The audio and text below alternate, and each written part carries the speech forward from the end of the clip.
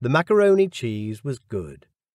Evie had a small portion because she informed Joel and Claire that she'd already had sausages and mash at nursery. Macaroni cheese was one of her favourites, though, and she tucked into it happily after poking suspiciously at her broccoli. "So, how's work?"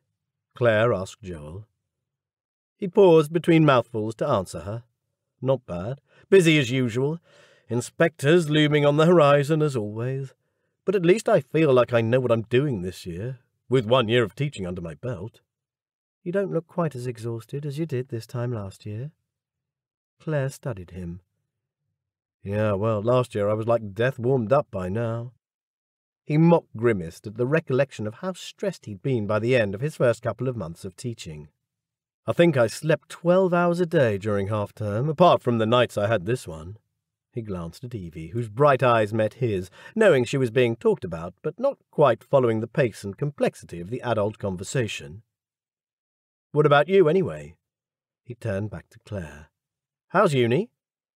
Claire was still studying for her degree in politics and law. She'd taken 2 years out while Evie was small, but she was back full-time now. Joel knew her course was intensive and demanding, especially now she was in her final year. Same old, she said, sighing. Lectures, tutorials, endless assignments. But I'm keeping my head above water, doing okay. It'll all be worth it in the end, I'm sure. Joel knew Claire was being modest. She'd be doing more than okay if he knew Claire. She was a perfectionist by nature, and her grades were always good. She'd always been hard-working, but since having Evie she was even more driven. The responsibility of having a child to support had made both of them grow up fast. When they'd met at Bristol University, Claire had been one of his best friends right from the start. They had both been part of a big group he'd met in the university halls of residence. They had all hung out together in various combinations, but he and Claire had always had a special bond. They were hard-working and took their studies seriously, but they had fun together too. On their nights out they kicked back and drank too much and did stupid things like all students do, and somehow Joel always seemed to land up back in Claire's room or she in his. They'd stagger back from some bar and share a joint together before crashing out, fully clothed and completely chaste, on the tiny bed that was barely big enough for one person, let alone two. Everyone had assumed they were shagging, but they weren't. Until they did. It didn't happen many times, but one tequila-fueled night the clothes came off and Joel lost his virginity while Claire showed him what to do. After that night it happened a few more times. But it was finally Claire who put a stop to it.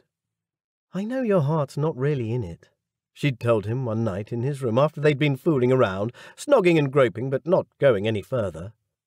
She hadn't been angry or even upset, but her words were brutally honest. "I can just tell it's not right." Somehow her words had reached into a tight, uncomfortable place inside Joel and unlocked something. Claire had hugged him when he'd pressed his face into her shoulder and confessed he thought it wasn't girls he was interested in. She hadn't even sounded surprised. She'd held him tight and convinced him the world wasn't going to end because he was gay. Then she'd told him to get out there and find himself a bloke to test the theory out on. Joel had laughed then, wiping tears from his eyes.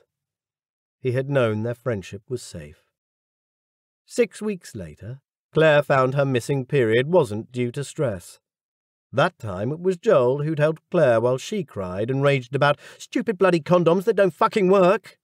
And he had convinced her that having a baby wasn't going to be the end of the world either, if a baby was what she wanted. Joel looked up from his plate as Claire's voice dragged him back to the present. "Evie, are you going to try some of that broccoli or just play with it?" Claire asked. Evie was holding it by the stalk and inspecting it like a scientist investigating a new species.